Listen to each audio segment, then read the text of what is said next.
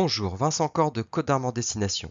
Je vais vous présenter aujourd'hui un bilan de l'activité touristique pendant les mois d'automne 2024 en Côte d'Armor.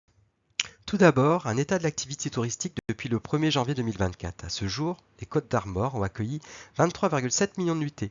C'est en baisse de 3,5% par rapport à 2023, mais reste supérieur de 8% à 2019. C'est conforme à la tendance nationale des destinations littorales de la façade Manche-Atlantique. Malgré une bonne fréquentation, le contexte politique incertain et le pouvoir d'achat des Français en repli ont eu comme impact de limiter la consommation face à la hausse des prix, obligeant ainsi à réaliser des arbitrages, notamment sur la restauration et les loisirs. Les profils des clientèles touristiques séjournant hors saison en Côte d'Armor. Elles représentent un quart des nuitées touristiques annuelles. Il y a deux types de clientèle suivant les périodes. En dehors des vacances scolaires, les Côtes d'Armor accueillent plutôt des couples en court séjour, notamment seniors actifs, retraités, couples sans enfants ou avec très jeunes enfants. Pendant les vacances scolaires, ce sont surtout des clientèles familiales, parents voire grands-parents avec enfants, pour des séjours un peu plus longs, autour d'une semaine. Ce sont surtout des clientèles fidèles venant de régions parisiennes et de Bretagne. Elles séjournent d'abord chez la famille, en résidence ou en location. Elles sont généralement très contentes de leur séjour, autour de 9 sur 10. C'est aussi la période la mieux notée concernant les avis clients postés sur le web. Au niveau national, une saison en deux temps. Tout d'abord, une période entre vacances de septembre à mi-octobre qui a déçu de nombreuses destinations, en particulier littorales, qui espéraient rattraper le retard constaté cet été.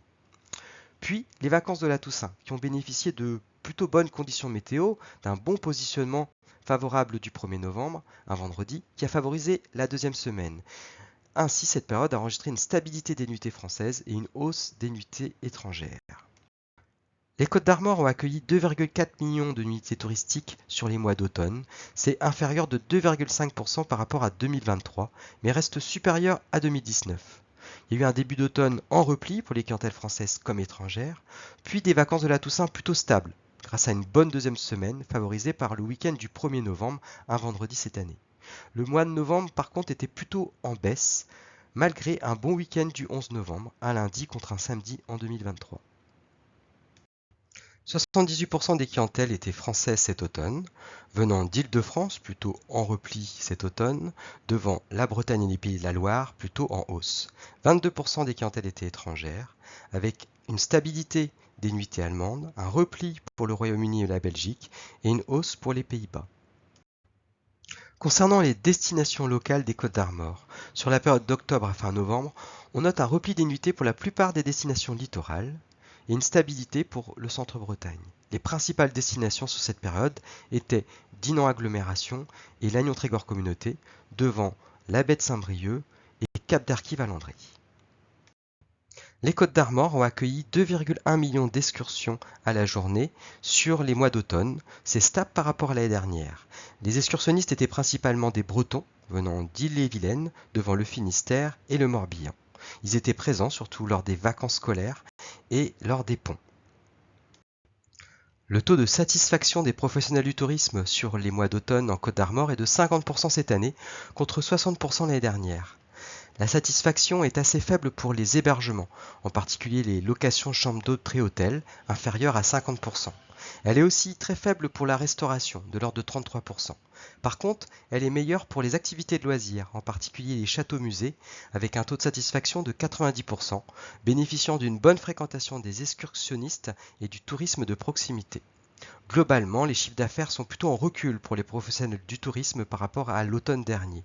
Et ce, malgré des conditions météo plus favorables. Il n'y a pas eu de tempête comme la tempête Kiaran l'année dernière et des jours fériés mieux positionnés cette année.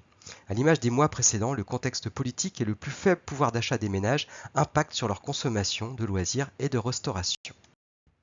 Les principales activités de loisirs pratiquées par les touristes et excursionnistes cet automne étaient la promenade randonnée, devant la visite de patrimoine culturel et les fêtes et spectacles. Concernant la promenade randonnée piétonne, on note un recul des passages aux éco-compteurs, que ce soit les sites littoraux comme le Cap Fréhel, le GR34 ou les voies vertes. Pour la pratique du vélo, la fréquentation des véloroutes est en repli de l'ordre de 8%, avec des différences selon les itinéraires, plutôt stable pour la vélo maritime, en recul pour la Vélodyssée, la V2 et la V3. Un des temps forts de cet automne était l'événement départemental Les Minutes Bleues, qui a bénéficié d'une très bonne fréquentation avec plus de 1000 visiteurs, principalement bretons, excursionnistes et touristes, qui ont plébisciter les expériences vécues. Les réservations pour les mois à venir. Au niveau national, les destinations misaient sur une stabilité de fréquentation pour les prochaines vacances, plus favorable pour les destinations de montagne. Selon G2A, 3 Français sur 10 envisagent de partir en vacances entre décembre et avril 2025. Près de 40% ayant l'intention d'aller à la montagne, devant la mer 27% et les villes 22%, avec un souhait de rester en France, le principal frein au départ étant financier. Pour les Côtes d'Armor, au niveau des locations, on peut ainsi voir que les séjours réservés sont à la hausse pour la période des vacances de Noël. Par contre, il y a des retards de réservation pour les périodes hors vacances, à l'image du début décembre et du mois de janvier à venir. Les taux de réservation sont en recul du fait d'une offre qui progresse plus vite que la demande. Merci pour votre attention et à bientôt pour une nouvelle vidéo de l'Observatoire de Côtes d'Armor Destination.